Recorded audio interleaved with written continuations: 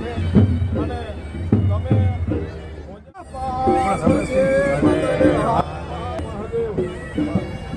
આપણે આજે આનંદ અને રાધિકાનું સેલિબ્રેશન આપણે ગામથી શરૂ કર્યું. વાહ ભાઈ, મારા મમ્મી પણ જામનગરના, આપણે બધા એક જ ગામના, અને આ આપણે 30 વર્ષમાં જેટલું જામનગરમાં કર્યું છે એટલું આખી દુનિયામાં નામ કર્યું છે જામનગરનું. એના માટે તમારો બહુ બહુ આભાર અને માતાજીનો આશીર્વાદ.